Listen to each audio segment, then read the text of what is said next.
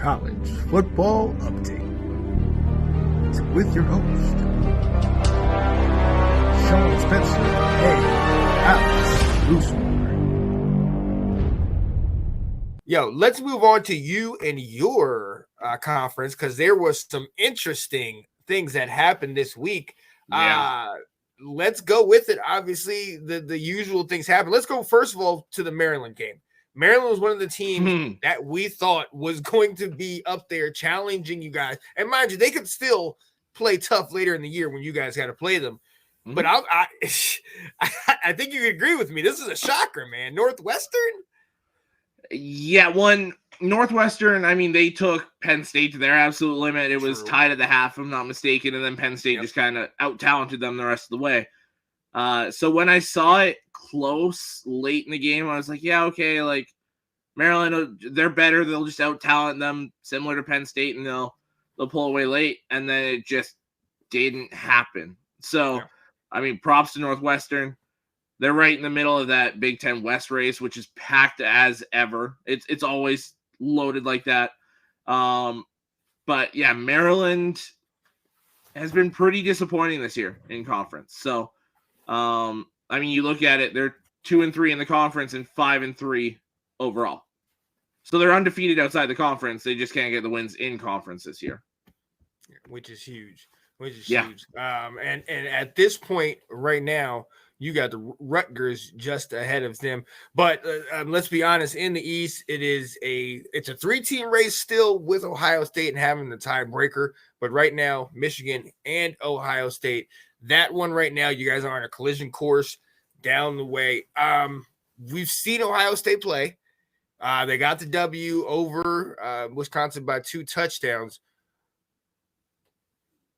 Are you impressed? I know a week ago you weren't as impressed. I mean, they're consistently winning. They're getting it done. Marvin Harrison Jr. is starting to ball out. What do you think about Ohio State for what you've seen? I'm more impressed as the season goes on with that defense. But I'm still not concerned.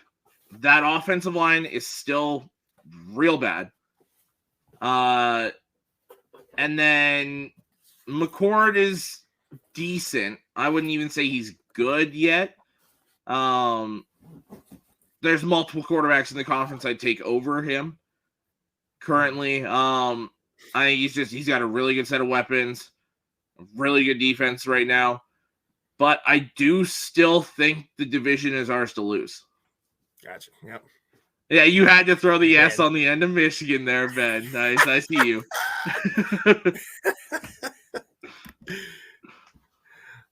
And that's the way it's looking. I mean, again, it's played on the field, but right now I think you guys are pretty set. Now, on the flip side, with Wisconsin getting the loss, they're now in a 4-way tie for the top spot in the West with Minnesota, Iowa, Wisconsin, and Nebraska. Nebraska getting the big win over Purdue. Yeah, they're quietly moving up the pack at 5-3, man. What you think about them coming up late?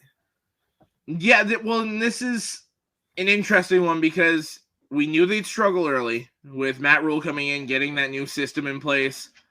And let's be fair, there wasn't much in the way of talent there to begin with. Scott Frost didn't leave much for Matt Rule to work with, but they've been impressive as of late, stacking up those key wins and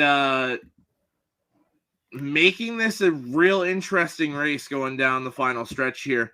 Who does Nebraska play the rest of the way? They've got they're at Michigan State this weekend.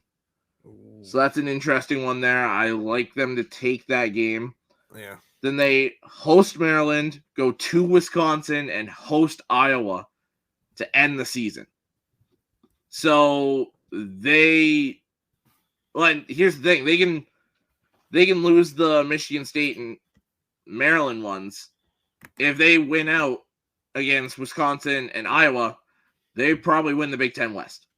Yeah. So, I think as long as Minnesota wins out, it goes to them because Minnesota beat Nebraska earlier this year. That's right. But yeah, it's going to get real interesting there down the stretch. Oh, yeah. And then you have, like I said, Minnesota up top, just getting the victory over Michigan State. I'm coming back from Iowa. Close one in that one. Yeah. And then Iowa had the bye. Coming up this week, who's Iowa got this week? Northwestern. A huge on the road matchup at Northwestern. Yes. Now, before, as a matter of fact, a couple weeks ago, and even at the beginning of the year, we were very, open. We covered the story about, Fitzgerald and all the hazing allegations and everything that was going on. We didn't expect much from them. Shout out to them for being able to put it together and still playing football out there. But you look at them, they're 2-3. Everybody else is 3-2. You get a big win like this against Iowa. Can we start talking Northwestern potentially? I mean, what do they need to do to potentially, win the West? They need to take out Iowa, plain and simple. If they do that, they are in strong consideration to win the West there. If they lose this, they're probably eliminated. But every time I've doubted Northwestern, they've come up and proven me wrong. So I'm just leaving that one alone, especially with, Iowa's offense has been awful for years. Mm-hmm. Yeah. This is one of the worst ones they've had. Without McNamara, without whoever their second string tight end is also hurt. That offense is atrocious right now. And I don't like Iowa to win the division like I did at the start of the year. Me personally, I think it's going to be Wisconsin. As a Michigan fan, if we win the division, I'm praying it's Minnesota because we whooped them already. Yeah. And I don't want to face the physicality of Wisconsin. If I had to pick out of those four teams, they're the one I want to play the least. So, I think it's going to be Wisconsin, though. Yeah. Now, we talked about Minnesota. They got Illinois coming up at 3-5, and Minnesota's 5-3. We know how good that defense is at Illinois, so that's not going to be a cakewalk for them. Wisconsin plays Indiana. Can we just stop right here for a second? My goodness. Well, I thought they were dead in the water, but Indiana, they gave Penn State everything they can handle. Shout out to them, man. Yeah, that was one that I was shocked by. Yeah. I thought the only time it would be close was when the ball kicked off to start the game. That was one of those that I was like, Penn State, easy game there. It was 7-7 at the end of the first quarter and 17-14 for Penn State at the half. Wow. That is one where I think Penn State might be they might have given Ohio State everything they had. Yeah. And this might just be where they start to slide here. So, as somebody that plays them in 2 weeks or a week from Saturday, that's really what I'm hoping for. Right. But no, props to Indiana for, obviously you can see they're 0-5 in the conference, but they're playing hard still. They're playing very tough football for their coach that's probably gone at the end of the year in Tom Allen. Right. But at least they're still playing hard for him.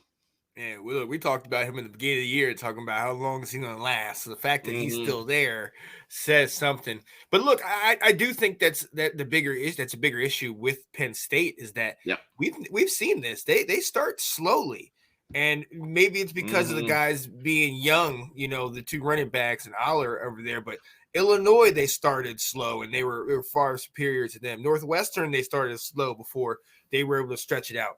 We know the struggles they had with Ohio State and that defense, but even in this one, they started slow. So that works to y'all's benefit if they're starting slow. But, they're still trying to figure it out and get it together.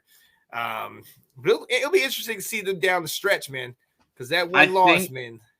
I think Penn State's issue is they need to take the training wheels off of Drew Aller. Boom. He's too talented a quarterback for them to just be like, manage the game. Right.